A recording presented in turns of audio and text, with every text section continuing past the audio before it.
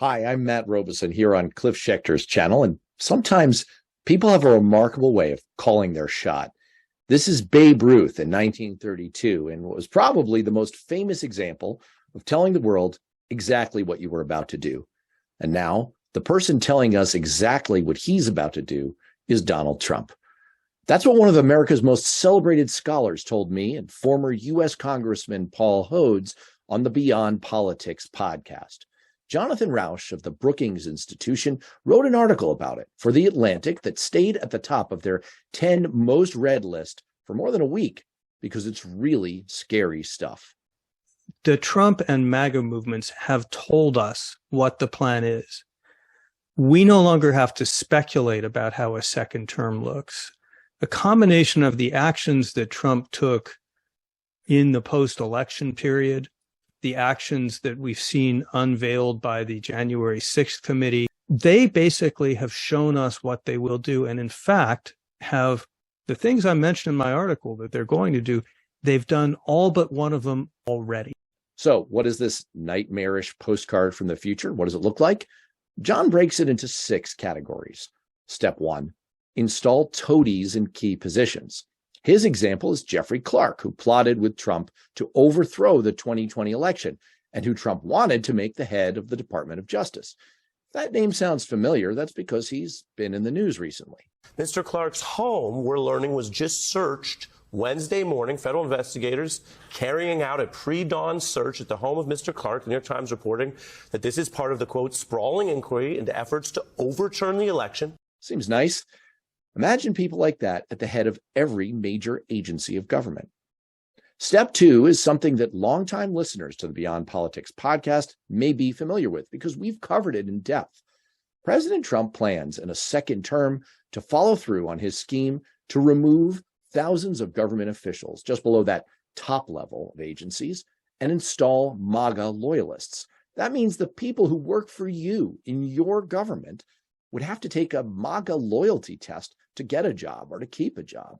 And then all kinds of decisions, who gets veterans benefits or Social Security or even valuable government data that businesses rely on, could come down to whether you're viewed as loyal enough to Donald Trump. Step 3, gain total control of the military. Not sure people have totally wrapped their heads around just how dangerous things got during Donald Trump's time in office. Here's the former Secretary of Defense. It's important to our country. It's important to the Republic, the American people, that they understand what was going on in this very consequential period. The last year of the Trump administration, and to tell the story about things we prevented, really bad things, dangerous things that could have taken the country in a dark direction. What kind of terrible things did you prevent? At various times, during certainly the last year of the administration, you have folks in the White House who are proposing to take military action against Venezuela, to strike Iran. At one point, somebody proposed we blockade Cuba. In a second Trump term, there would be no one like Esper who would actually stand up to him. He would just promote officers who would actually do his insane stuff. Step 4, complete his total takeover of the Department of Justice.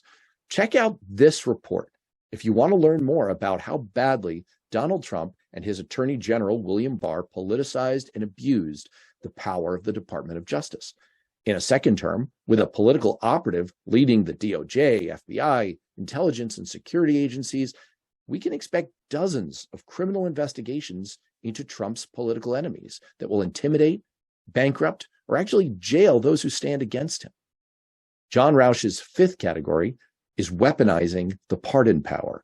Donald Trump already pardoned Paul Manafort, Roger Stone, Michael Flynn, and Steve Bannon. He said that he wants to pardon all of the insurrectionists involved in January 6th. These guys. I'm telling you what, I'm hearing the Pence. I'm hearing the Pence just caved. No.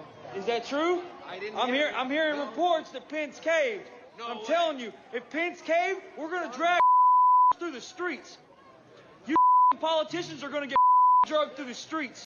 In a second Trump term, figures like that would know they could get away with almost any federal crime because Donald Trump would pardon them for it. That's dangerous. Number 6, Trump will probably begin to simply ignore what the courts say. John Rauch points out that Andrew Jackson got away with that in 1832. So there's precedent. And with allies in Congress backing him up and the Supreme Court already overtaken by right-wing judges that Trump himself appointed, there would be almost nothing to compel him to follow court rulings against him. Out of all of them, it may be this last one that I find the most troubling. Our entire government is based on a separation of powers among three co-equal branches. That is what keeps any one branch of government from running amok. If the Congress won't stand up to the president and the courts can't, then we truly will have crept our way toward authoritarianism. And that's what's at stake here. So please subscribe to the channel if you don't mind, because we're going to post that full interview with John Roush in just a few days. You can already get the whole thing on audio on the Beyond Politics podcast. So I hope you'll subscribe there too.